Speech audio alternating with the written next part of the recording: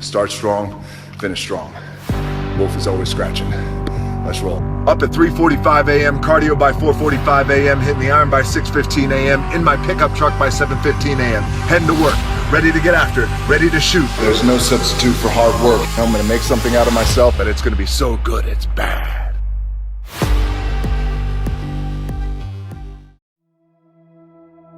Instead of telling you what I think you should be doing, or how you could be better, or I thought, well, let me just speak from the heart, speak from my gut, and really not have anything prepared, but just tell you what's worked for me. And maybe some of the stuff that's worked for me might work for you now, currently, presently, as you guys have your goals and ambitions, but then further on down the line, as you guys continue to live your life.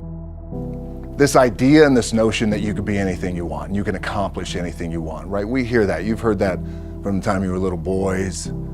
You hear that now. You're already incredibly accomplished. You guys know that.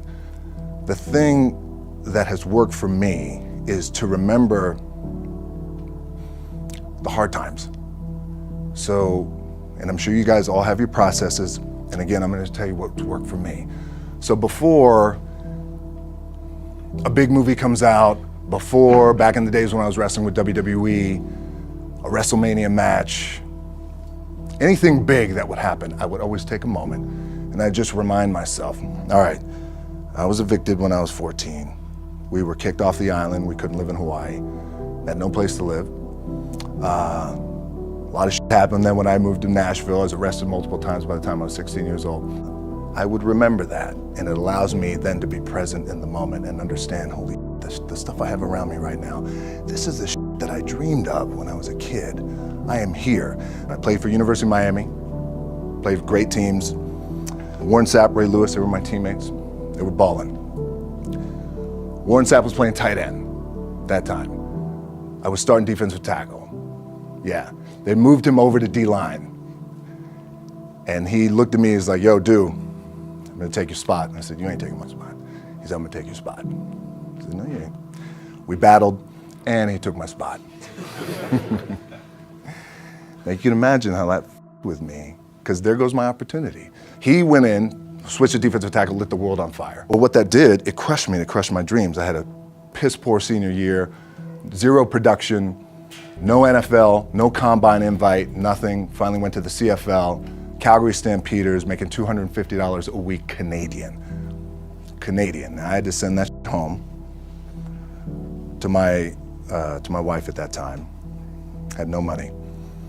So I remember that. When I got cut from Canada, my dad in his pickup truck came down 4 o'clock in the morning, picked me up in Miami from Tampa. We lived in a little apartment in Tampa. He drove down in his little pickup truck to Miami to get me when I was cut from the CFL. And I thought, well, I leave home like you guys left home. I'm ready to tackle the world, to get after it, achieve my dreams and goals. Crushed by 22, 23 years old. Now I gotta move back in with my mom and dad. I played on great teams though. Wait a second, this is not supposed to be my future. I'm supposed to be in the NFL right now. I'm supposed to be making a lot of coin and buying my parents buying me taking care of my wife, but it never happened. So I pulled out my wallet, I thought, well, let me see how much money I have. I opened it up, I had a 5, a 1, and change. Well, at least I rounded up to $7. But I thought, God, ain't this a bitch? I got $7 in my pocket. Where the f do I go now? What do I do? I can't go back to CFL. The point comes where you hear that voice, the big run's over. Like, you're done, right? So I heard that voice. So as Coach was saying, man, I hold on to that. I'm telling you, I keep, my back is up against this mother. We laugh, we joke, we have a good time, but my back is still up against this mother. I do not forget it. What this also helps me do, and again, it works for me, is at some point, you gotta be tired of not being number one. You have to be, and you gotta play angry, and I play angry. Now, I'm cool and calm with my approach, and when I step out on my field, which is a set, or, you know, like, there's some, and you're always gonna have haters, and haters are like, well, God damn, man, how many movies are you gonna make, or how much shit are you gonna do? Like, you do a lot of shit. I say, yes, because my ambition. Of course, why not? I could do it. Yeah, I love what I do. And not only that, but in what world do we not work every day? my back is up against this thing, you know, and I started to play angry, by the way, and I still play angry. My last match, Brock Lesnar, transitioned, and I realized if I had to be great at something, I wanted to be great in this world of Hollywood and movie making and producing and entertainment, I had to commit, and like you guys have to commit. Obviously, you commit to something, commit to the goal. So I quietly retired. 2 years later, I thought, what did I do with my career? Because my movies were not doing well. I was written off. It was around 2006, 2007. I was like, I pulled a Jim Brown. I left when I was on top, like number one in the wrestling business, and I left. It was a ballsy, gutsy, some call it stupid move, but I had to commit and I had to follow what was in my gut. What helps me is to keep the hard times in the front of my mind, because it allows me to go into these big moments that I've worked my ass off, and you guys have worked your ass off. It allows me to go into these big moments with a different perspective. What it also does for me, and again, this is what works for me. Like, my back is up against this mother. Every day, it's against this wall. But it's up against this mother because it's what I believe in. And when my back is against this mother, then there's nowhere to go.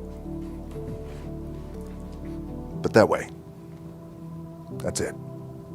Doesn't mean you don't smile. Doesn't mean you don't laugh and joke, right? You're happy. I'm a happy guy. But when it comes to business and when it comes to executing, it's up against this. And I got to go that way. And I don't give a fuck who is in front of me. They're not going to stop me. The key for me was, where does it start? What's the anchor? What's the anchor? So I could have all these ambitions, and you guys have all these ambitions, which is great. It's important. I'll play this role, you'll play that role. I'll execute this thing, and it'll come out this summer. You guys will execute this thing during the summer, right, when it's time to really put in a lot more work. But the key with me is just always finding what the anchor is. And the anchor is getting up at 4 o'clock in the morning every day before anybody else and grounding my thought process is in the no one will outwork me. No one. I love and I respect you guys. You motherfuckers won't outwork me. All starts with this. 2 hands, putting it to work. My last match in WWE, I'll share this with you guys too, is that, again, because there's a little bit of takeaway here from all this, is I wrestled John Cena, and I went in, I think it was 2013, I went in WWE champion, and we went in MetLife Stadium. We had a record-breaking attendance, which was amazing that night. We accomplished our goal. So I wrestled with John Cena. We had 45 minutes planned for the match. It's nonstop, go, right? So your conditioning is tested. And at that time, I wasn't full-time in WWE. I was just doing these spot matches where I was still shooting G.I. Joe, I think, or Pain and Gain at that time. It was Fast and Furious 6 in London. Had to travel in the ring, get all my ring work in, travel back to shoot Fast and Furious, then back, WWE Raw, doing those shows. The big build up to WrestleMania against John. We get to MetLife Stadium. It's a big night. This is it. It's game night, right? It's championship night for me. 45-minute match planned out. There's no cut. There's no, all right, well, let's pick it back up tomorrow. You know, it's go time. It's just like you guys in a game. At the 15-minute mark, bang! I feel something pop. I'm like, boom, what the I'm laying there, and both of us are out. I said, oh, fuck, something's going on. And I stick my hand, that was 85,000 people, right? And we're just laid out like this. I kind of roll over, I stick my hand down in my trunk just to see, I want to make sure that there was no bone sticking out. So if there's no bone sticking out, what the f? Something just happened. Referee comes over and he's like, Rock, you all right? And I'm like, yeah, I think I'm all right. I said, I get up, I go to step, and I can't step.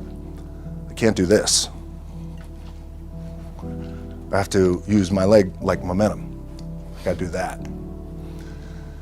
So now in that moment, and you guys are gonna have these moments, you probably already had them already, where you're in the game and you're in the thick of things, and you gotta make a decision. What I gotta do? I'm gonna stay in the game, committed to the team, I committed to my team, the entire roster, right? So I could tell the ref says, are you okay? And I have one moment. In this moment, it was a defining moment. I could either tell him, no, I'm done. He'd give the signal, match is over. Or, let's keep going. We have this decision.